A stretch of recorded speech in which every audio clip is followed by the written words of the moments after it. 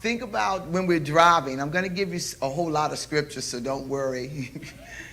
But think about when we're driving, and because the car just has a way of putting itself in a blind spot, that they're now making the cars to let you know when one is near you, so you won't take a left or make a right. Am I right?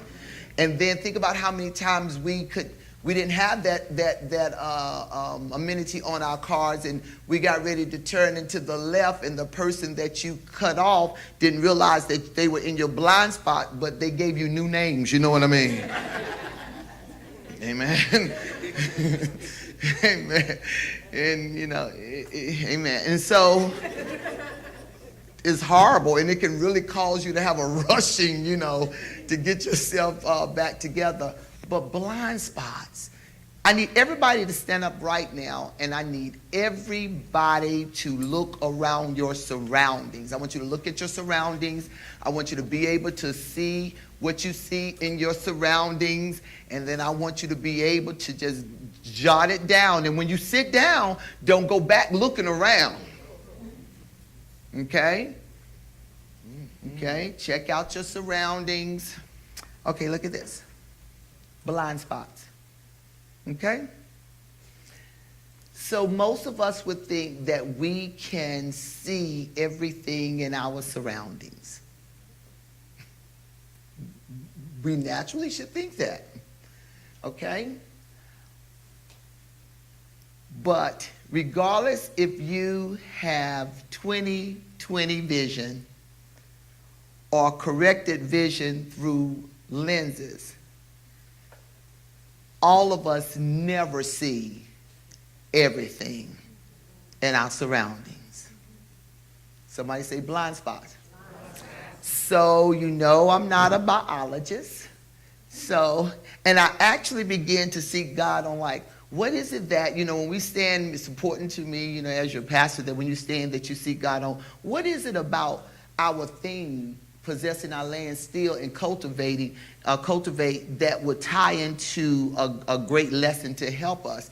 And so, and we have, the way I've set things up is that we have a call pastor for every month. All of us have months. And so if something takes place and that person that's standing that week or whatnot can't come forth, can't deliver, can't receive a word, haven't been able to receive a word, because we don't just sit around and do nothing. We're very busy people, believe it or not, and busy for purpose. Then that pastor would actually come forth. The pastor on call would have to come forth. Are you following me? So, and all the things that were going on this month, I was like, what is it? Because, we normally teach according to the lesson on Sunday, and Mom stood for Mother's Day.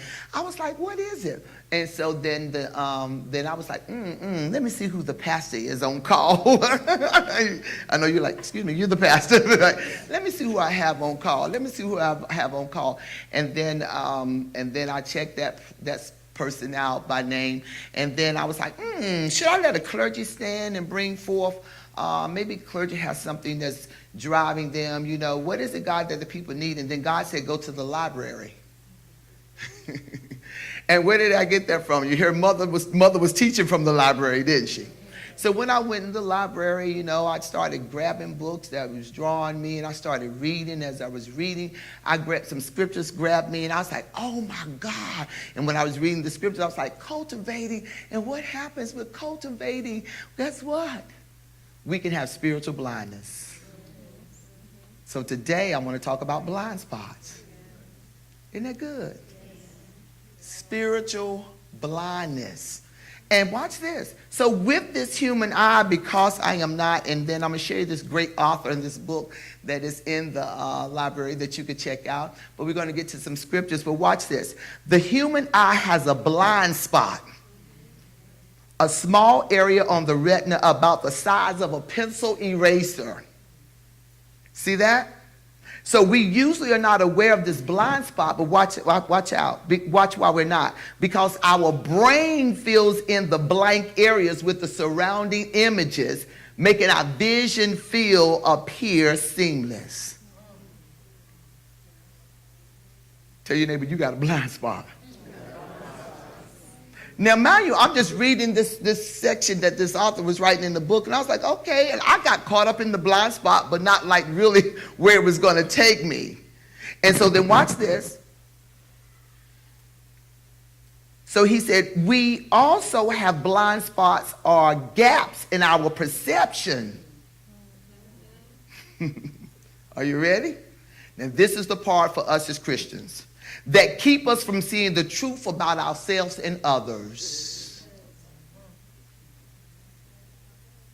We also have blind spots and gaps in our perceptions that keeps us from seeing the truth about others and ourselves. So what happens with this, so that's why I got blind spots. And so here's the eye that I wanted you to see. So what happens with this is that these blind spots will cause us to be immobilized, and they will cause us to be crippled, and they will cause us to be immobilized by shame, and to be immobilized and crippled by guilt. Are you watching me? Anger, bitterness. Why is that? All behind, watch this, what we ourselves don't see and act out of, and what others act out of because they don't see. But in the book of Genesis, it tells us that we were created as seers. The Bible tells us that we were created as seers. But the Bible also tells us that we have the great Lucifer because he didn't like our daddy and his daddy.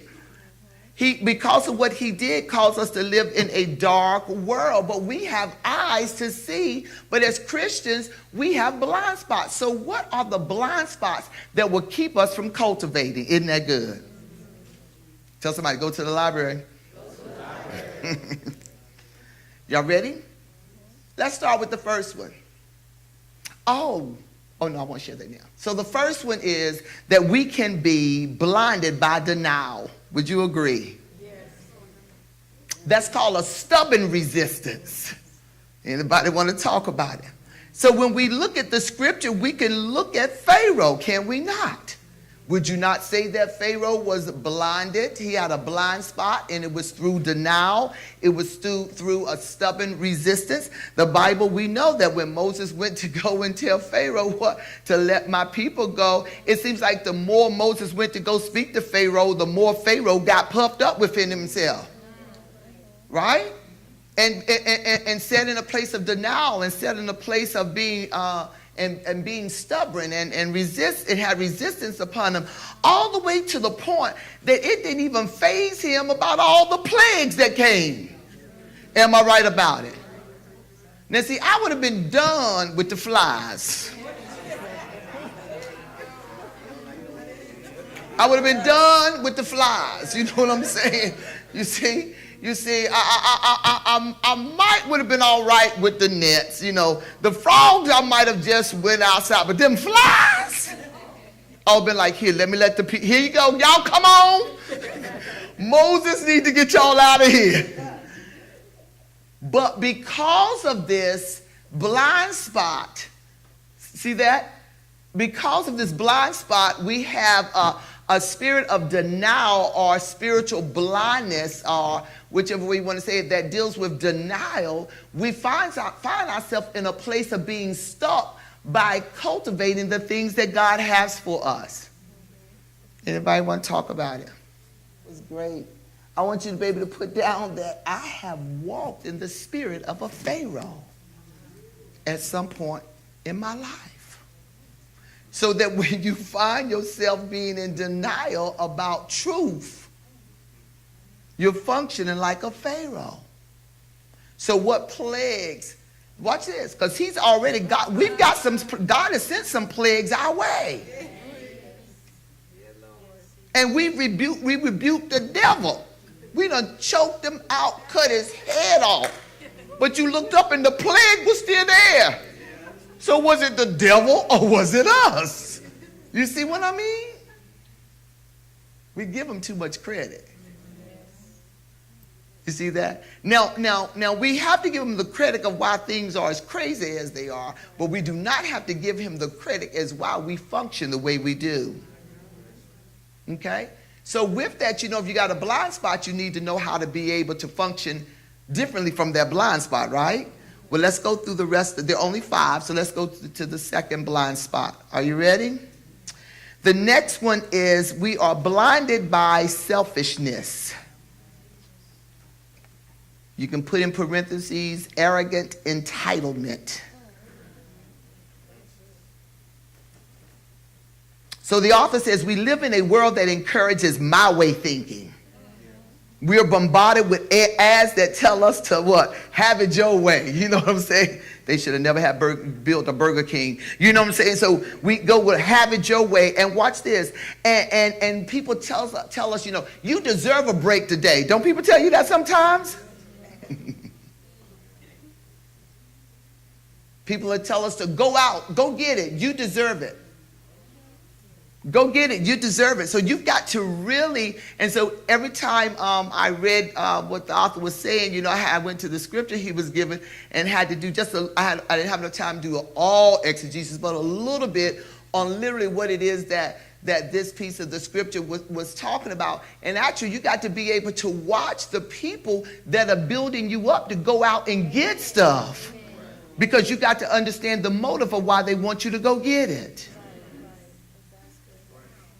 If the motive is not for kingdom, then you got to question, why are they always just encouraging me to go do this and go do that and watch? And they ain't done nothing, but they encouraging you to go do this and go do that. Have you? And so you'll find yourself sitting in this selfishness place